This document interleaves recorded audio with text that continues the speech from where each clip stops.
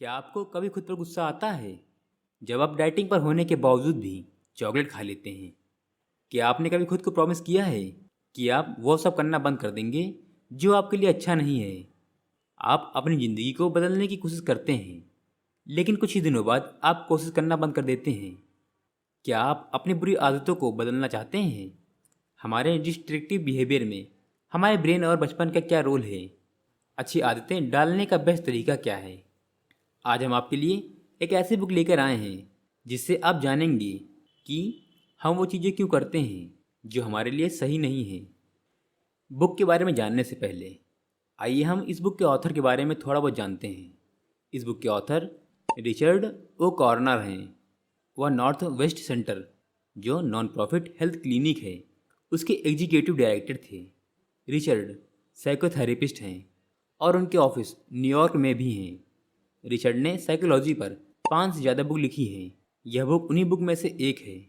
आज की book summary में आप दिमाग के उन दो हिस्सों के बारे में जानेंगे जो हमारे अंदर आपस में लड़ रहे हैं और हमारी बुरी हैबिट्स के लिए यही जिम्मेदार हैं। जब बात आती है बुरी हैबिट्स की, तो आप सीखेंगी कि कैसे हमारा बचपन इसमें अहम रोल निभाता है। आप यह भी सीखेंगे कि कैसे पावर और सेल्फ कंट्रोल की मदद से हम अपने सेल्फ डिस्ट्रक्टिव बिहेवियर पर काबू पा सकते हैं। वीडियो के आखिर में उन 12 स्टेप प्रोग्राम के बारे में जानेंगे जो लोगों को उनकी बुरी हैबिट्स पर जीत पाने में मदद करता है। इस बुक का नाम है रीवायर। तो क्या आप अपने ब्रेन को रीवायर करने के लिए तैयार हैं? आइए देखते हैं। दो दिमाग जो एक साथ काम नहीं करते, two brains not working together. जैसे ही आप एक और चिप्स का पैकेट खोलते हैं या एक और सिगरेट पीते हैं, आपका दिमाग आपको यह करने के लिए मना करता है। आप जानते हैं कि खुद को नुकसान पहुंचाने वाली चीज़ें आपको नहीं करनी है, लेकिन फिर भी आप खुद को रोक नहीं पाते। आप नहीं जानते कि आप वो सब क्यों कर रहे हैं जो आपको नुकसान पहुंचा सकता है, और आप बहुत कोशिश करते हैं कि ऐसा ना करें, लेकिन आप हमेशा इसमें नाकामयाब हो जाते हैं। जो चीज़ें हमारे लिए बुरी हैं उन्हें करना सेल्फ डिस्ट्रक्टिव बिहेवियर कहा जाता है, और यह हमारे दोनों दिमागों से आती है जो आपस में ठीक से कम्युनिकेट नहीं कर रहे हैं। हमारा एक दिमाग हमें कुछ और करने को बोलता है और दूसरा कुछ और करने को। दरअसल हमारे पास एक कॉन्शियस सेल्फ है और एक ऑटोमेटिक सेल्फ। हालांकि इन दोनों की अपनी अपनी प्रॉब्लम है। ऑटोमेटिक सेल्फ वह है जहाँ से हमारा सेल्फ डिस्ट्रक्टिव बिहेवियर आता है और जहाँ से हमारे अबेसिस और अजम्पशंस आते हैं, यानी कि वो बातें जिन्हें हमने पहले से ही मान लिया है या उनके लिए एक राय बना ली है। यहाँ आपको अपनी पुरानी बुरी हैबिट्स भी मिल जाएंगी और साथ ही साथ वह फीलिंग्स भी जिन्हें आप बाहर नहीं लाना चाहते। दूसरी तरफ कॉन्शियस सेल्फ यह चीज़ों के बारे में सावधानी से सोचने के लिए जिम्मेदार होता है, जैसे डिसीजन लेना। कॉन्शियस सेल्फ इस बात का भी ध्यान रखता है कि वह जो भी डिसाइड करे उससे हमें किसी तरह का नुकसान न हो, क्योंकि इसे बहुत ध्यान से काम करना होता है। इसलिए यह एक वक्त में एक ही चीज़ पर फोकस कर सकता है। जब हमारा कॉन्शियस सेल्फ बिजी होता है, ऑटोमेटिक सेल्फ तब तक खुद से बहुत सारे डिसीजन ले चुका होता है। जब आपका कॉन्शियस सेल्फ इस बात को लेकर परेशान हो रहा होता है कि किस टॉपिक पर प्रोजेक्ट बनाएं, तब आपका ऑटोमेटिक सेल्फ आपको स्टडी टेबल पर रखी चॉकलेट खाने को कहता है। इस तरह दो अलग अलग बातें कर रहे इन हिस्सों से डील करने का सबसे अच्छा तरीका है कि हम अपने ऑटोमेटिक सेल्फ को अच्छे डिसीजन लेने के लिए ट्रेन करें। सेल्फ डिस्ट्रक्टिव बिहेवियर को रोकना उतना मुश्किल नहीं जितना कि लगता है। बहुत सारी स्टडीज हमें बताती हैं कि एक इंसान अपने ब्रेन का स्ट्रक्चर बदल सकता है। इसे प्लास्टिसिटी ऑफ द ब्रेन कहा जाता है। जब आप अपने सेल्फ डिस्ट्रक्टिव बिहेवियर को बदलने के तरीके सीखते हैं, तब आपके ब्रेन में सेल्स के बीच नए कनेक्शन बनते हैं। फिर यह कनेक्शन आपके उन पुराने कनेक्शंस को बदल देते हैं जो आपको ज़्यादा खाने, सिगरेट या शराब पीने को कहते हैं। लेकिन इन नए कनेक्शन के बनने के लिए आपको अपनी नई अच्छी हैबिट्स के साथ कंसिस्टेंट रहना होगा। जितना ज़्यादा आप अपनी अच्छी हैबिट्स की प्रैक्टिस करेंगे, उन्हें ऑटोमेट करना उतना ही आसान होगा। आप इस बुक को पूरा पढ़ सकते हैं और उन तरीकों के बारे में जान सकते हैं जिनसे आपको अपने सेल्फ डिस्ट्रक्टिव बिहेवियर को बदलने में मदद मिलेगी। लेकिन अगर आप अपनी अच्छी हैबिट्स को रोज़ और लंबे समय तक प्रैक्टिस नहीं करेंगे, तो आप अपनी पुरानी हैबिट्स को बिल्कुल भी बदल नहीं पाएंगे। The auto distract mechanism. जैसा कि पहले बताया है कि ऑटोमेटिक सेल्फ अपना काम बिना सोचे समझे अनकॉन्शियसली करता है, यानी कि यह बिना हमारी जानकारी के हमारे लिए डिसीजन ले लेता है।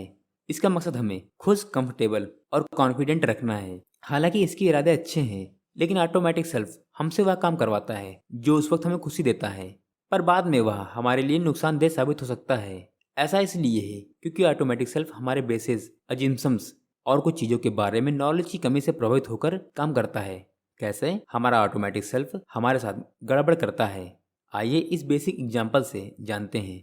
जब आप उन कपड़ों को पहनते हैं जिन्हें आप बिल्कुल पसंद नहीं करते, क्योंकि अंदर कहीं ना कहीं अनकॉन्शियस लेवल पर आप चाहते हैं कि आप भी स्कूल में बाकी बच्चों की तरह दिखें और उनके बीच फिट हो सकें। शुरू शुरू में आपको खुशी होती है क्योंकि आपको लगता है कि आप उन्हीं में से एक हैं, लेकिन बाद में आपको नफरत होने लगती है क्योंकि अब कोई और होने का दिखावा कर रहे हैं। यह समझने के लिए कि ऑटोमेटिक सेल्फ की पकड़ डिस्ट्रक्टिव बिहेवियर पर इतनी स्ट्रांग क्यों होती है, उससे पहले हम अपने सोचने के तरीके के बारे में बात करते हैं। जैसे जैसे हम अपनी ज़िंदगी जीते हैं, हम चाहते हैं कि हर चीज़ का कोई मतलब हो। हम पैटर्न बनाने लगते हैं ताकि ज़िंदगी प्रिडिक्टेबल हो सके। अगर आप अच्छे काम करेंगे तो आपको उसका अच्छा रिजल्ट मिलेगा। जैसे जैसे हम ज़्यादा पैटर्न बनाते हैं, हम उन्हें मैनेज करने के लिए एक स्ट्रक्चर बनाते हैं जिसे हम पैराडाइम भी कहते हैं। रियलिटी और दुनिया के बारे में हमारे सोचने का तरीका ही पैराडाइम है। जब हम बड़े हो रहे होते हैं, इसी सोच को अपनी ज़िंदगी में लागू करते रहते हैं। जल्द ही यह परमानेंट और न बदली जा सकने वाली सोच बन जाती है। हम उन लोगों से अपनी नज़दीकियाँ बढ़ाने लगते हैं जो हमारे सोचने के तरीके को सपोर्ट करते हैं। हम उन लोगों से दूर रहने लगते हैं जो हमारी सोच को चैलेंज करते हैं या उसके खिलाफ जाते हैं। अगर कोई आदमी इस बात से सहमत नहीं है कि उसे हर वीकेंड ड्रिंक करने में बड़ा मजा आता है, तब हम उससे दूर रहते हैं। बार में जाने वाले लोग हमारे दोस्त बन जाते हैं क्योंकि हमें लगता है कि वे कूल हैं। हमारे घर वाले और दोस्त हमें बताते हैं कि वह हमारी हरकतों की वजह से चिंतित हैं। हम उनकी हाँ में हाँ मिला देते हैं, लेकिन उनकी बात सुनते नहीं हैं क्योंकि हम अपनी सोच के बारे में कॉन्शियस नहीं हैं। हमारी कॉन्शियस सेल्फ को हमारी प्रॉब्लमेटिक सोच को ठीक करने का मौका ही नहीं मिलता है। हम हर बार उस चीज़ को ब्लॉक कर देते हैं जो हमारे खुद को और दुनिया को देखने के नज़रिए को चैलेंज करती है। जब हमें अपने सेल्फ डिस्ट्रक्टिव बिहेवियर के बारे में बात करनी पड़ती है, तब हम अपने आप को बचाने लगते हैं, हम इसे नकारने लगते हैं, बहस करते हैं या फिर टॉपिक ही बदल देते हैं। हम अपने पैराडाइम को बचाने के लिए कुछ भी करते हैं। अगर आप चाहते हैं कि आप अपने गलत पैराडाइम के बारे में अवेयर रहें, तो एक डायरी रखना अच्छी शुरुआत हो सकती है। अक्सर हम उन फैक्ट्स और इवेंट्स को नकार देते हैं जो हमारी उम्मीद के मुताबिक नहीं होते। इसका मतलब है कि हम खुद को सही मानते हैं और बाकी दुनिया को गलत। इसलिए जब आप अगली बार किसी बात को लेकर निराश हों, तो इसे अपनी डायरी में नोट कर लें। सबसे पहले उस बात को लिखें जिसके होने की आपको उम्मीद थी, फिर जो असल में हुआ उसे लिखें, फिर इस बारे में आप जो भी गलत सोच रहे हो उसे नोट करें, फिर अपने गलत सोच से निकाले गए नतीजों को लिखें। अंत में यह जानने की कोशिश करें कि आप क्या गलत कर रहे थे। उदाहरण के लिए, आपको अपने स्कूल रिपोर्ट्स में अच्छा करने की उम्मीद थी, लेकिन असल में हुआ क्या कि आप इसे टालते रहे और जिसका परिणाम आपका बहुत कम एवरेज रहा। आपके बॉयज़ पैराडाइम ने सोचा कि आप अपनी रिपोर्ट बहुत ही जल्द बना सकते हो। फिर आप ठान लेते हो कि अगली बार जब आपको रिपोर्ट बनानी होगी, आप उसे टालेंगे नहीं और उस पर समय रहते काम करना शुरू कर देंगे। Waving the red flag. बच्चे अक्सर रोकर या नखरे दिखाकर आपका ध्यान अपनी ओर खींचते हैं। वे अपने माता पिता की अटेंशन चाहते हैं और रोना इसे पाने का सबसे आसान तरीका है। नखरे करना भी एक अच्छा तरीका है अपने मनपसंद की चीज पाने का। अडल्ट जिनमें सेल्फ डिस्ट्रक्टिव बिहेवियर होता है, वे अक्सर अटेंशन पाने के लिए नखरे दिखाते हैं। जरूरी नहीं कि वह मॉल के बीच में रोने या पैर पटकने लगे, लेकिन वे अटेंशन चाहते हैं। जैसे बुल फाइट में प्लेयर रेड फ्लैग दिखाकर बुल का ध्यान अपनी ओर खींचता है, वैसे ही एडल्ट लोग भी रेड फ्लैग दिखाते हैं और ऐसी चीजें करते हैं जिससे दूसरे लोगों का ध्यान उन पर जाता है। जाहिर है यह सब अनकॉन्शियसली होता है, लेकिन कहीं ना कहीं जाने अनजाने में ये लोग चाहते हैं कि कोई उन्हें नोटिस करे या उन्हें रोके। आमतौर पर ये लोग सेल्फ डिस्ट्रक्टिव बिहेवियर के जरिए अटेंशन पाना चाहते हैं। इनका बचपन सही परवरिश से नहीं गुजरा होता है। उनके माता पिता ने उन्हें सेल्फ कंट्रोल के बारे में नहीं सिखाया होता है, इसलिए वे ऐसी हरकतें करते हैं। शायद उनके माता पिता ने उन्हें कभी सही राह नहीं दिखाई होगी और उनके इस बिहेवियर को बढ़ावा दिया होगा। दूसरा कारण यह हो सकता है कि उन्हें लगता है कि उनके माता पिता ने उन्हें छोड़ दिया है क्योंकि उनके बचपन में प्यार, गाइडेंस और रिस्पेक्ट की कमी रही।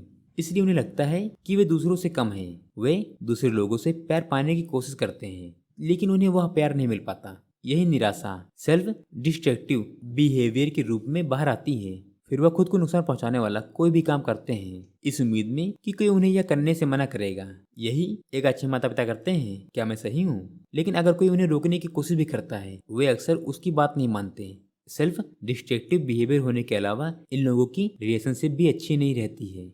आत्महत्या करना, खुद को चोट पहुंचाना, शराब या ड्रग्स की लत या कुछ बिहेवियर हैं जो अटेंशन पाने वाले लोगों में हो सकते हैं।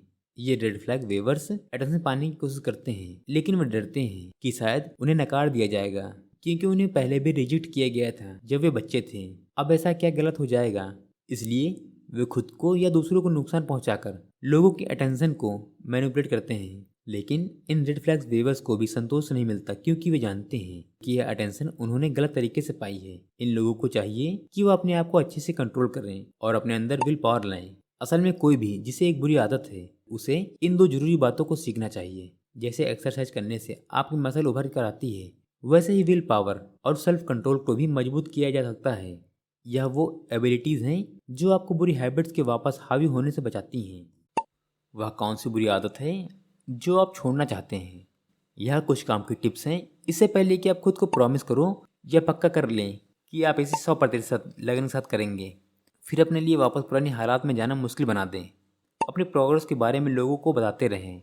अगर आप उन्हें इसके बारे में बताना बंद करेंगे तो वे खुद आपके बारे में जानने आएंगे। दूसरा तरीका है ऑनलाइन जाकर एक चैरिटी ढूंढना। आप अपना क्रेडिट कार्ड उस चैरिटी से लिंक कर दें, और जब भी आप अपने पुरानी आदत पर वापस जाएंगे, तब एक ऑटोमेटिक ट्रांजैक्शन से आपके क्रेडिट कार्ड से पैसे कट जाएंगे। अपने गोल तक पहुंचने को और इंस्पायरिंग बनाने के लिए आप वह डोनेशन किसी पॉलिटिशियन या ऐसी जगह दे सकते हैं जहां पैसा खर्च करने से आपको सख्त नफरत है। अपनी विल पावर को मजबूत बनाने का दूसरा तरीका है उन चीज़ों को अवॉइड करना जो आपको ट्रिगर करती हैं। ये छोटी छोटी चीज़ें हो सकती हैं, जैसे आपको ड्रिंकिंग की प्रॉब्लम है तो घर जाते वक्त रास्ते में पड़ने वाले बार को अवॉइड करना। एक और तरीका है बुरी संगत से दूर रहने का। बियर पीने के लिए हाँ बोलना बहुत आसान है, वह भी तब जब आपके साथ रेगुलर ड्रिंक करने वाले दोस्त हों। उन्हें बताएं कि आप ड्रिंक करना छोड़ रहे हैं, और अगर वह आपके इस फैसले की कदर नहीं करेंगे तो धीरे धीरे उनसे दूर हो जाइए। जब भी आप स्मोकिंग या ड्रिंक के लालच के आगे हार मानने लगें, तो याद रखें कि आपने कितनी प्रोग्रेस कर ली है। उस उम्मीद पर कायम रहें कि पुरानी हैबिट छोड़ना वक्त के साथ आसान हो जाता है। मानसिक और शारीरिक रूप से अपने आप को तैयार करें कि इसमें महीनों का वक्त लगने वाला है, लेकिन इस बात से अपना मनोबल गिरने मत दीजिए। हर दिन जो आप अपने गोल को पाने में लगा देते हैं, वह आपको एक बुरी आदत छोड़ने की और करीब ले जाता है। You are hooked addictions. आप लत के आदी हो। जब आपको किसी चीज़ की लत लग जाती है तो आपके पास कोई सेल्फ कंट्रोल नहीं होता। या तो आप किसी चीज़ के आदी हो जाते हैं, या फिर एक खास तरीके से बिहेव करने के।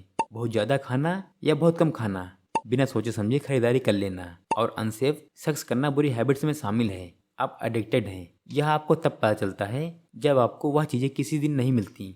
अगर आप उसे करना बंद कर देते हैं तो आपको नींद ना आना, गुस्सा और बेचैनी जैसे लक्षण महसूस होते हैं। आपको लगता है कि आप जब चाहें अपनी बुरी आदत को छोड़ सकते हैं, लेकिन आप कभी छोड़ते नहीं। इस तरह आप खुद को बेवकूफ़ बना रहे होते हैं कि कंट्रोल आपके हाथ में है। सबसे पहली बात, लोगों को किसी चीज़ या बिहेवियर की आदत पड़ती ही क्यों है?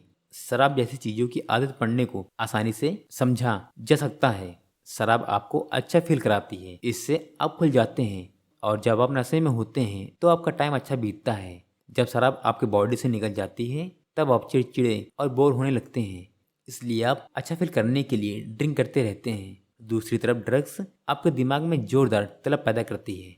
ड्रग्स जैसे कि कोकेन और तंबाकू जैसी दूसरी चीज़ें दिमाग के उस हिस्से को एक्टिवेट करते हैं जो हमें मज़ा और खुशी देता है। जब यह एक्टिवेट होता है तो डोपामिन नाम का एक रसायन रिलीज होता है। यह रसायन उस इंसान को अच्छा फील कराता है।